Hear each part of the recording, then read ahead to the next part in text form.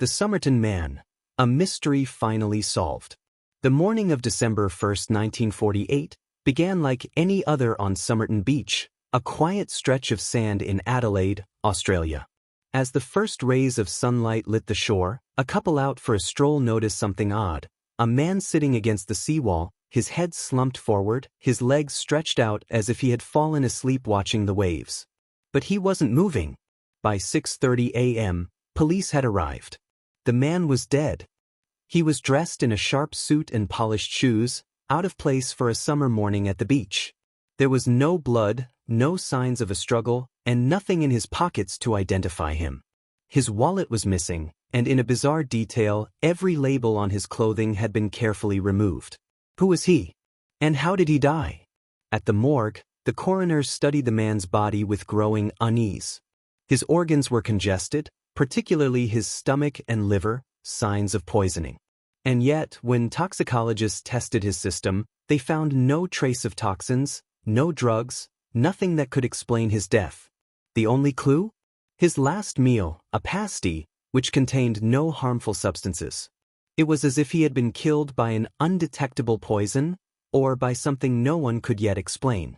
Weeks later, detectives made a shocking discovery. Hidden deep inside a small, secret pocket of the man's pants was a tiny rolled-up scrap of paper. On it, just 2 words were printed: Tamam Shud. It was Persian. Investigators traced the phrase to a rare book, the Rubayat of Omar Khayyam, a collection of poetry about fate and mortality. The words meant, "It is finished." Then, another break.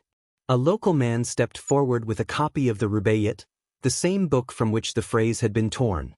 He claimed that on the night before the body was found, the book had mysteriously appeared in his car, parked near Somerton Beach. Inside, investigators found 2 more clues. A coded message, 5 lines of seemingly random letters that no one, not even military codebreakers, could decipher. And a phone number belonging to Jessica Jo Thompson, a nurse living just a few minutes away. When police knocked on Jessica's door, she reacted strangely. The moment she saw the man's face, she seemed to freeze, struggling to maintain her composure. But when questioned, she insisted, "I don't know him." Detectives weren't convinced. Years later, her own family revealed that she had secretly confessed to knowing the man, but she took the truth to her grave. No one knew his name. Until 2022.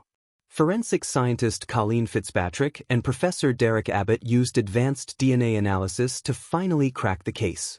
After painstaking research, they identified the Somerton Man as Carl Charles Webb, an electrical engineer from Melbourne, born in 1905. Webb had never been reported missing. He had been estranged from his wife, and records showed he had traveled to Adelaide for unknown reasons.